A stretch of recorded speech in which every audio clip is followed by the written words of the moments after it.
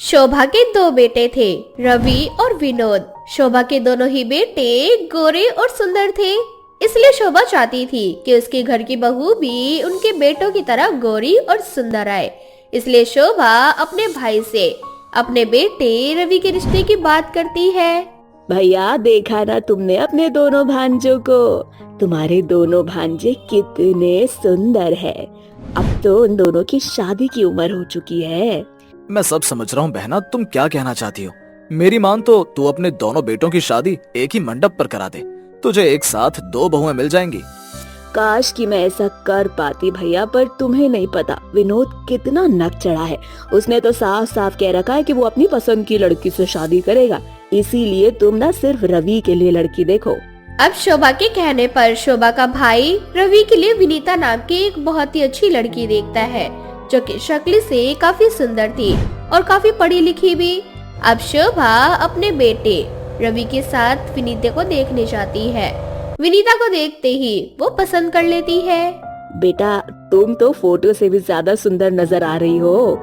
Photo में तो सिर्फ तुम सुंदर दिख रही थी, पर हकीकत में तो तुम किसी परी से कम नहीं हो।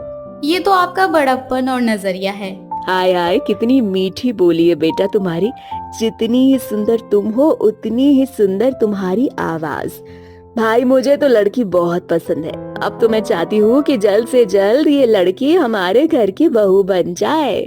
इस तरह से शोभा अपने बेटे रवि का रिश्ता विनीता से तय कर देती है। घर जाने के बाद शोभा देखती है कि विनोद अपनी गर्लफ्रेंड निशा को अपने साथ घर लाया है। निशा का रंग काला था, पर निशा काफी समझदार लड़की थी, पर फिर भी शोभा को निशा पसंद नहीं आती। अरे नालायक, तुझे यही लड़की पसंद आई? ये लड़की तो तवे से भी काली है। मैंने कहा था ना तुझे कि तू जिससे कहेगा मैं तेरी शादी उससे करवाऊंगी, पर मैं तेरी शादी इस कलूटी से कतई नहीं करवाने वाली।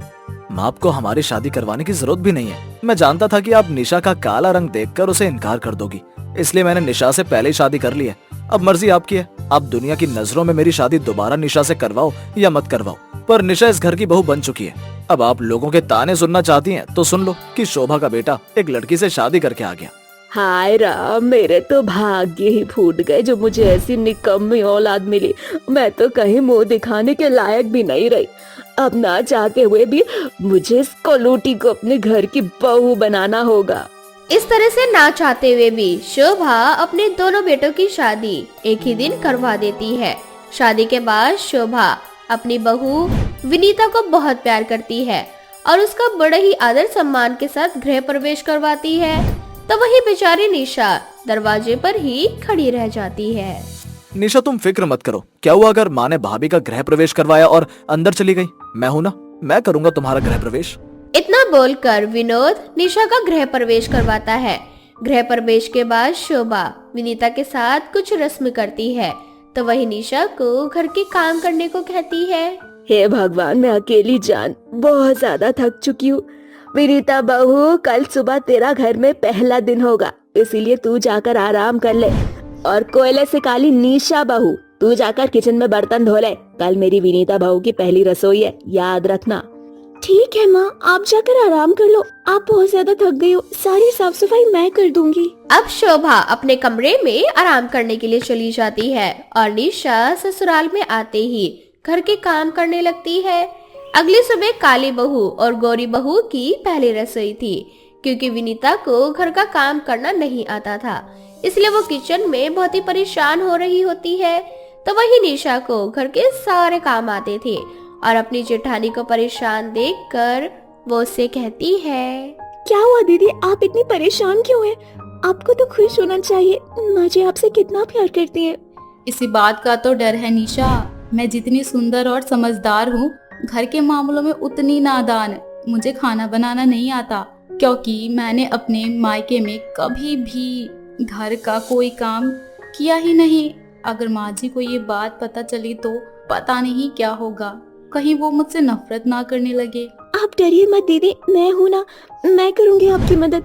मैं खाना बना देती हूँ, बस आप खड़े होकर मेरी मदद करवा दीजिए। अब निशा अपनी जेठानी की खाना बनाने में मदद करवाती है और विनीता सभी घर वालों को बड़े ही प्यार से खाना खिलाती है। सभी घर वालों को निशा के हाथ का बनाया हुआ खाना बहुत पसंद आता है, पर कोई भी ये बात नहीं जानता था कि ये खाना निशा ने बनाया है और इसलिए सब विनीता की तारीफें करने लगते हैं। तो वही शोभा भी अपनी काली बहू को नीचा दिखाने में कोई कसर नहीं छोड़ती। देख ले कलमुही, मेरी बहू हर चीज में सर्वगुण संपन्न है, शक्ल से भी भोली है और घर के काम में भी। और एक तू है, जैसी काली शक्ल है वैसी ही मनहूस। अपनी सास के मुंह से निशा के लिए ऐसे शब्द सुनकर विनीता से रहा नहीं जाता और वह सारा सच अपनी सास को बता देती है। बस कीजिए माँ जी, मैं आपकी बहुत इज्जत करती हूँ और इस घर में हम दोनों ही बहू का आज पहला दिन है, इसलिए मैं नहीं चाहती कि मेरी वजह से पहले ही दिन मेरी देवरानी इस तरह की जिल्लत सहे।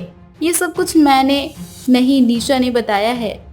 सारा सच सुनने के बाद शोभा का मुंह बंद हो जाता है, जिसके बाद वो अपनी काली बहू से कुछ नहीं कह पाती और उठकर वहां से चली जाती है।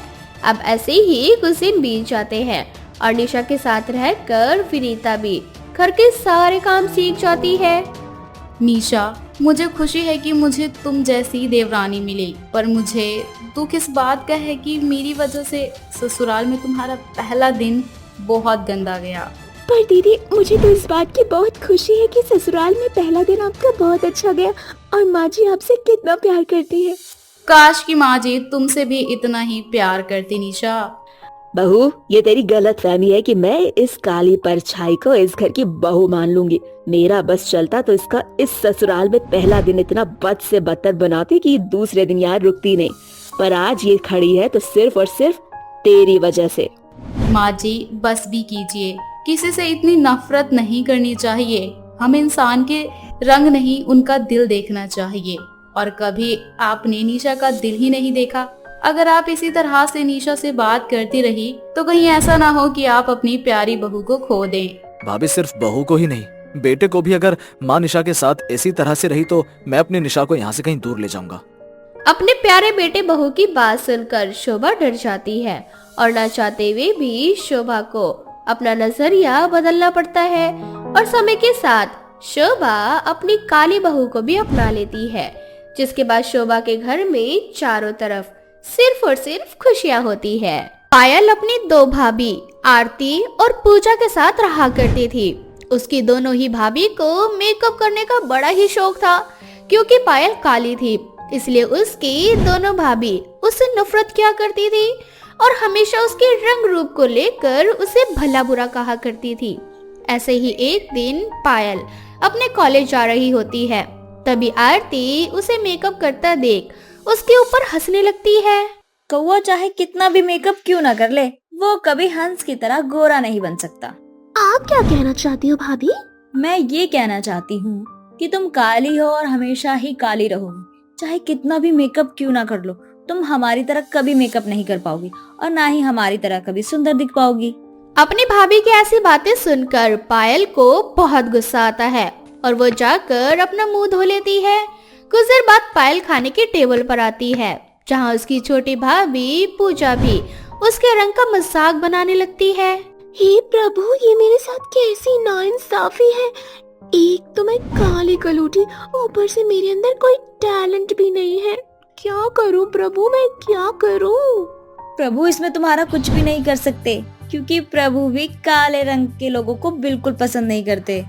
भाभी, आप दोनों को अपनी सुंदरता पर बहुत घमंड है और उससे भी ज्यादा घमंड आपको इस चीज का है कि आप दोनों को बहुत अच्छा मेकअप करना आता है। और आप एक बात भूलना मत, सूरत प्रभु ने आपकी भी नहीं दी। वो तो बस आपने मेकअप करना सीख लिया, इसीलिए आपकी इस घटिया सी शक्ल को मेकअप से सुधार के रखती हो। अगर कभी मेकअप उतर गया ना तो आप दोनों अपना खुद का चेहरा देख के डर जाओगी। पायल की बात सुनकर उसकी दोनों भाभी गुस्से में तिलमिला जाती है, तो वहीं पायल भी अपनी दोनों भाभी को करारा जवाब देकर वहां से चली जाती है। अब इस तरह से कुछ दिन बीत जाते हैं और देखते ही देखते पायल का कॉलेज भी खत्म हो जाता है। पूजा, इस कलमुही पायल की उम्र भी हो चुकी है, अब तो इसका कॉलेज भी खत्म हो चुका है। मुझे समझ में नहीं आ रहा कि माँ जी इस कलूटी की शादी कब करवाएंगी, और अगर शादी नहीं करवानी तो अपने पास गांव में बुला क्यों नहीं लेती। दीदी इस कलूटी की शादी करवा तो दे, पर इसका काला रंग देखा है, कोई नहीं करेगा उस काली से शादी। भला ऐसी लड़की को कौन पसंद करता है। पूजा, हमें ना जल्दी ही कुछ करना पड़ेगा ताकि इस कलमुही की शादी जल्दी हो, क्योंकि मुझे ना जरा भी अच्छा नहीं लगता इस कलूटी को अपनी नंद कहते हुए। तुम जानती हो, मेरे मायके वाले मेरा मजाक बनाते हैं इसे देखकर। मजाक तो मेरा भी खूब उड़ता है दीदी, मेरे मायके वाले भी मुझ पर हंसते और कहते हैं आखिर तुम्हारे घर में सब गोरे हैं, बत्तख जैसे, हंस जैसे, बस एक अकेली ये काली कौवा कहाँ से आ गई। इसीलिए तो कह रही हूँ कि हम दोनों को ना मिलकर कुछ करना होगा। क्या पता इसका मेकअप करें हम और इसे कोई लड़का पसंद कर ले। सच में दीदी, मैंने कभी ऐसा नहीं सोचा था कि कभी ऐसा भी दिन आएगा जब मुझे इस कलूटी के चेहरे पर मेकअप करना होगा। खैर, इस बोझ को अपनी जिंदगी से निकालना है तो इतना तो करना ही पड़ेगा। इस तरह से पूजा और आरती एक हो जाती है और दोनों अपने मेकअप का एक्सपायर डेट वाला मेकअप अलग कर लेती है। ये वो मेकअप का सामान है जिसे हम यूज नहीं करते, क्यों ना हम ये सब उस काली को दे दें। इस मेकअप के सामान को देख, वो कलूटी बहुत खुश होगी। इतना बोलकर वो दोनों अपना मेकअप का सामान लेकर पायल के पास जाती है और उससे चिकनी चुपड़ी बातें करने लगती है। पायल, अपनी भाभी को माफ कर दो, हमेशा तुम दोनों खुद मेकअप करते रहे, सुंदर बनते रहे और तुम्हें तुम्हारे हाल पर छोड़ दिया। देखो, हम अपनी गलती सुधारने के लिए तुम्हारे पास अपना मेकअप का सामान लेकर आए हैं। आओ हम तुम्हारा मेकअप कर दें। कोई जरूरत नहीं है, अच्छे से जानती हूँ मैं आप दोनों को, इसीलिए मुझसे थोड़ा दूर हट जाओ, मैं किसी काम से बाहर जा रही हूँ। हमसे मेकअप तो करवाती जाओ। आरती और पूजा बोलती रह जाती है और पायल वहाँ से चली जाती है। अब ऐसे ही कुछ दिन बीत जाते हैं। अब पायल खुश खुश रहने लगी थी। उसकी खुशी देखकर उसकी दोनों भाभी उससे जलने लगती है और मेकअप करते हुए गहरी सोच में डूब जाती है। दीदी, देख रही हो आप, कलूटी आजकल बहुत ज्यादा खुश रहने लगी है। मुझे तो समझ में नहीं आ रहा कि इसकी खुशी का राज क्या है। हमें उस पर नजर रखनी होगी। इस तरह से दोनों मेकअप करती हुई बातें करती है। अब अगली सुबह जब दोनों उठती है तो वो न देखती है कि उनके मुंह पर अजीब से दाने निकल गए हैं। दीदी, हमारे फेस पर तो मेकअप की वजह से रैशेस निकल आए। लगता है हमने उस कलूटी को जो मेकअप दिया था वही मेकअप हमने अपने ही मुंह पर लगा लिया। पूजा आरती अपना फेस देखकर बात कर ही रही होती है कि तभी वहाँ पायल आ जाती है और वह अपनी भाभी की सारी बातें सुन लेती है। सही कहते हैं भाभी, जब दूसरों के लिए गड्ढा खोदते हैं ना तो अक्सर खुद ही उस गड्ढे में गिर जाते हैं। आप दोनों ने मुझे वो एक्सपायर डेट वाला मेकअप दिया जिसे गलती से आप दोनों ने खुद लगा लिया और आज देखो आप दोनों के चेहरे का क्या हाल हुआ है। इसीलिए कहते हैं मेकअप की बदौलत मेरी खूबसूरती पर ज्यादा घमंड नहीं करना चाहिए। तुम शायद सही कह रही हो। हमें भगवान जी ने ही हमारी गलती की सजा दी है। लगता है कि हम पूरी जिंदगी इस दाग धब्बे के साथ ही जिएंगे। रोइए मत, मैं कुछ दिनों से हेल्थ केयर में काम कर रही हूँ और मैंने इतना काम सीख लिया है कि मैं आप दोनों की फेस का इलाज कर सकूं। आपका फेस पहले की तरह क्लीन हो जाएगा। मैं आपको कुछ दवाई बता देती हूँ, उन्हें खाना और एक फेस पैक दे रही हूँ, उसे लगाना, सब जल्दी ठीक हो जाएगा।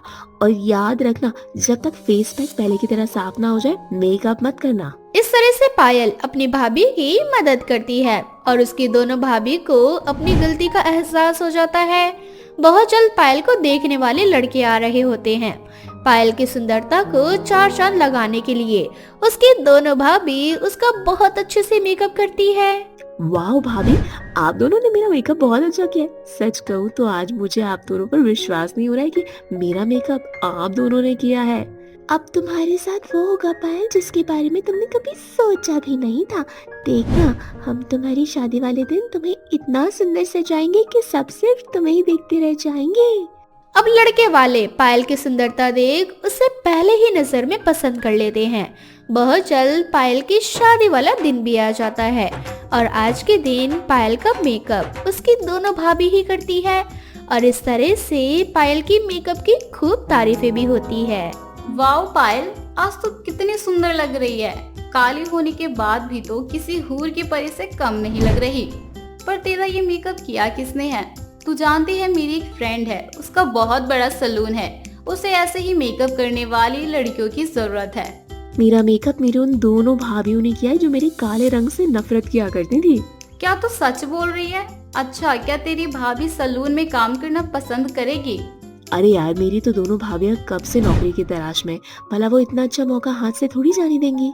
इस तरह से पायल का मेकअप देख उसकी दोनों भाभियों को सैलून में काम मिल जाता है और वो अपने काम को पूरी मेहनत और लगन के साथ करती है। तो वहीं दूसरी ओर पायल अपने ससुराल में एक खुशहाल जिंदगी जीती है, जहाँ कोई भी उसके काले रंग को लेकर ताने नहीं मारता था। नेहा और निखिल एक दूसरे से बहुत प्यार करते थे। वो दोनों एक दूसरे से शादी भी करना चाहते थे, पर नेहा हमेशा डरती थी कि कहीं निखिल के घर वाले इस रिश्ते के लिए मना ना कर दे, क्योंकि नेहा का रंग काला था। ऐसे ही एक दिन। नमस्ते आंटी जी, नेहा कहाँ है? नेहा बेटा अपने कमरे में है। पता नहीं क्या हुआ है उसे, जब से कॉलेज से आई है तब से बड़ी परेशान नजर आ रही है। कोई बात नहीं आंटी जी, मैं अभी जाकर उसकी सारी परेशानी दूर कर देता हूँ। इतना बोलकर निखिल नेहा के कमरे में चला जाता है, जहां वो देखता है कि नेहा सच में बहुत उदास होकर बैठी है और किसी से बात नहीं कर रही है। अरे क्या हुआ, आज तुम इतनी उदास क्यों हो? आंटी भी कह रही थी कि तुम किसी से बात नहीं कर रही हो, और तुम आज कॉलेज से घर अकेली क्यों आ गई? मैं कॉलेज के बाहर तुम्हारा इंतजार करता रह गया। अरे कुछ नहीं हुआ, सब ठीक है। और आज मेरा घर अकेले आने का मन था, इसीलिए मैं अकेली आ गई। क्या हुआ नेहा यार, जब तक बताओगी नहीं मुझे पता कैसे चलेगा? क्या फिर कॉलेज में किसी ने हमारे रिश्ते के बारे में बोला? निखिल की ये बात सुनकर नेहा कुछ नहीं बोलती और चुपचाप से मुंह घुमाकर बैठ जाती है। अब निखिल समझ जाता है कि आज भी कुछ न कुछ कॉलेज में हुआ है। दरअसल कॉलेज में हर कोई नेहा को यही सजेस्ट करता है कि वो निखिल का साथ छोड़ दे, क्योंकि निखिल और उसका कोई फ्यूचर नहीं है। नेहा निखिल को डिजर्व नहीं करती, क्योंकि निखिल बहुत ज्यादा हैंडसम और स्मार्ट लड़का है। नेहा यार, मैंने तुम्हें कितनी बार बोला है कि तुम लोगों की बातों को मत सुना करो। मैं नहीं सुनती किसी की बात, पर सच तो ये है ना कि तुम्हारी मम्मी थोड़ी खड़ूस है और वो काले लोग से बहुत जलते हैं। हाँ है, पर इन सारी बातों को छोड़ो, क्योंकि आज मेरे पास तुम्हारे लिए एक खुशखबरी है। खुशखबरी? कैसी खुशखबरी? माँ को हमारा रिश्ता मंजूर है। उन्होंने कल शाम को तुम्हें खाने पर घर बुलाया है, और तुमसे मिलने के बाद बहुत जल्द माँ तुम्हारे हाथ मांगने के लिए तुम्हारे घर पर आने वाली है। क्या तुम सच बोल रहे हो? खुशखबरी सुनकर नेहा के पैर जमीन नहीं टिकते और वो खुशी के मारे पागल हो जाती है और पूरे घर में इस बात का शोर मचाने लगती है। माँ को बताए, निखिल की माँ को हमारा रिश्ता मंजूर है। उन्हें मेरे काले रंग से कोई परेशानी नहीं। कल उन्होंने मुझे डिनर पे बुलाया है। ये तो बहुत अच्छी बात है नेहा बेटा। अब तो तुझे निखिल पे पूरा भरोसा है ना कि वो तेरा साथ कभी नहीं छोड़ेगा। नहीं तो हर वक्त गाना गाती रहती थी कि निखिल मुझसे शादी नहीं करेगा, मेरा निखिल का कोई फ्यूचर नहीं है। खुद से भी ज्यादा माँ, आई लव यू निखिल। तुम्हें पता नहीं आज मैं कितनी खुश हूँ। ऐसा लग रहा है कि मैं अपने सपनों की तरफ आगे बढ़ रही हूँ और शायद वो सपना बहुत जल्दी सच भी होने वाला है। अब अगली रात को नेहा डिनर के लिए निखिल के साथ उसके घर पर जाती है, जहाँ निखिल की माँ रचना अपने होने वाली बहू का काला रंग देखकर तिलमिला उठती है, पर चाहकर भी अपना गुस्सा जाहिर नहीं कर पाती और नेहा से बात करती है। वैसे बेटा, निखिल के लिए बहुत सुंदर और बड़े बड़े घर की लड़कियों का रिश्ता आया था, पर उसने सारे रिश्ते ठुकरा दिए सिर्फ और सिर्फ तुम्हारे लिए। पता नहीं तुम्हारे अंदर ऐसा क्या है जो वो तुम्हें छोड़ना ही नहीं चाहता। मेरा बेटा तुमसे सुंदर लड़की डिजर्व करता है। कहाँ तुम काली कोयले जैसी और कहाँ मेरा बेटा बिल्कुल चांद का टुकड़ा। माँ, आप किस तरह की बातें कर रही हो नेहा से? निखिल शांत हो जाओ, सब ठीक है। नेहा अपनी होने वाली सास की सारी बातों को नजरअंदाज कर देती है। अब बहुत जल्द ना चाहते हुए भी रचना निखिल का रिश्ता लेकर नेहा के घर जाती है और उन दोनों की शादी फिक्स हो जाती है। समय यूं ही बीतता जाता है और देखते ही देखते शादी का दिन पास आने लगता है। बहन, मैं क्या कह रही थी कि मेरा इकलौता बेटा है निखिल और तुम्हारी भी नेहा इकलौती बेटी है, तो क्यों ना हम इन दोनों की शादी बड़े धूमधाम से करवाएं और इस हल्दी की रस्म को इतना शानदार बनाएं कि सब देखते ही रह जाएं। क्यों नहीं बहन, हर माँ का अरमान होता है कि उसकी बेटी की शादी सबसे अच्छी हो। रचना के कहने पर नेहा की माँ मान जाती है और लड़का लड़की की हल्दी की रस्म एक जगह होती है, जहाँ रचना अपनी हल्दी में किसी तरह का केमिकल मिलाकर नेहा की माँ को दे देती है। और जब नेहा की माँ नेहा को हल्दी लगाती है तो नेहा के पूरे शरीर में जलन होने लगती है। माँ, हल्दी में क्या मिला है? पूरे शरीर में मेरी जलन मच रही है। मैं जल्दी से नहा लूं क्या? नेहा बेटा, ये हल्दी तेरे ससुराल से आई है और हल्दी की रस्म अभी शुरू होने वाली है। और देख कितने सारे लोग आए हैं जो तुझे हल्दी लगाकर इस रस्म को सेलिब्रेट करना चाहते हैं। हल्दी की रस्म चली रही होती है कि तभी रचना नेहा के पास आती है और उसे दर्द में तड़पता देख मन ही मन खुश होती है और नेहा की माँ से कहती है, हमारी बहू रानी कैसी है? क्या मैं भी अपनी बहू को हल्दी लगा सकती हूँ? हाँ, पर क्या समधन जी? कैसे कहूँ आपसे, पर आपने जो हल्दी दी है शायद वो सही नहीं है। नेहा बता रही थी उसके शरीर पे बहुत जलन हो रही है, इसीलिए मैंने नेहा को हल्दी साफ करने के लिए कह दिया। इसका मतलब आप मुझ पर इल्जाम लगा रही हैं कि मैंने हल्दी में कोई ऐसी चीज मिला दी जो आपकी बेटी की जान के लिए ठीक नहीं है? हाँ? रचना जी, आप बेकार में नाराज हो रही हैं। मेरा ये कहने का बिल्कुल भी मतलब नहीं था। तो कहना क्या चाहती हैं आप? साफ साफ कहिए ना। आप मुझ पर झूठा इल्जाम लगाना चाहती हैं, तभी तो इस तरह की बातें कर रही हैं। इस तरह से रचना छोटी सी बात का पतंगड़ बनाने लगती है ताकि वो उस रिश्ते को तोड़ सके। पर निखिल अपनी माँ की सारी चालाकी को समझ जाता है। जब वो नेहा से मिलता है तो वो देखता है कि नेहा के पूरे शरीर पर रैशेस थे और ये निशान चीख चीख कर यही कह रहे थे कि रचना ने हल्दी में कुछ मिलाया है। माँ, आवाज ऊंची कर लेने से सच्चाई झुटलाई नहीं जा सकती। माना कि जो हल्दी आपने बनाई थी वही मैंने भी लगाई है, मुझे कुछ नहीं हुआ। और नेहा के शरीर में निशान, इससे तो साफ जाहिर होता है ना माँ कि आपने नेहा को हल्दी देते समय कुछ मिलाया ताकि ये हल्दी की रस्म अधूरी रह जाए और मेरी नेहा की शादी भी। बेटा, मैं ऐसा क्यों करूँगी? चाहे नेहा काली हो या गोरी, अब वो मेरे घर की इज्जत है। ठीक है माँ, अगर आपने ये नहीं किया तो हम अभी सीसीटीवी फुटेज देख लेते हैं। आखिर सीसीटीवी कैमरा लगवाया ही इसलिए गया था। अब अपने आप दूध का दूध और पानी का पानी हो जाएगा कि आखिर हल्दी में किसने क्या मिलाया है। इस तरह से रचना का सच निखिल के सामने आ जाता है और रचना अपनी गलतियों की माफी मांगती है। पर नेहा सारी पुरानी बातों को भूलकर अपने होने वाली सास को माफ कर देती है। साथ ही साथ में निखिल को भी समझाती है, जिसके बाद रचना को अपनी गलतियों का पछतावा होता है और वो दिल से अपनी बहू को अपना लेती है। बहुत जल्द निखिल और नेहा की शादी हो जाती है और नेहा रचना के घर की बहू बन जाती है। नेहा और निखिल एक दूसरे से बहुत प्यार करते थे। वो दोनों एक दूसरे से शादी भी करना चाहते थे, पर नेहा हमेशा डरती थी कि कहीं निखिल के घर वाले इस रिश्ते के लिए मना ना कर दे, क्योंकि नेहा का रंग काला था। ऐसे ही एक दिन। नमस्ते आंटी जी, नेहा कहाँ है? नेहा बेटा अपने कमरे में है। पता नहीं क्या हुआ है उसे, जब से कॉलेज से आई है तब से बड़ी परेशान नजर आ रही है। कोई बात नहीं आंटी जी, मैं अभी जाकर उसकी सारी परेशानी दूर कर देता हूँ। इतना बोलकर निखिल नेहा के कमरे में चला जाता है, जहां वो देखता है कि नेहा सच में बहुत उदास होकर बैठी है और किसी से बात नहीं कर रही है। अरे क्या हुआ, आज तुम इतनी उदास क्यों हो?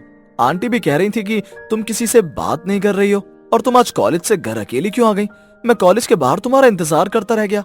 अरे कुछ नहीं हुआ, सब ठीक है। और आज मेरा घर अकेले आने का मन था, इसीलिए मैं अकेली आ गई। क्या हुआ नेहा यार, जब तक बताओगी नहीं मुझे पता कैसे चलेगा? क्या फिर कॉलेज में किसी ने हमारे रिश्ते के बारे में बोला? निखिल की ये बात सुनकर नेहा कुछ नहीं बोलती और चुपचाप से मुंह घुमाकर बैठ जाती है। अब निखिल समझ जाता है कि आज भी कुछ न कुछ कॉलेज में हुआ है। दरअसल कॉलेज में हर कोई नेहा को यही सजेस्ट करता है कि वो निखिल का साथ छोड़ दे, क्योंकि निखिल और उसका कोई फ्यूचर नहीं है। नेहा निखिल को डिजर्व नहीं करती, क्योंकि निखिल बहुत ज्यादा हैंडसम और स्मार्ट लड़का है।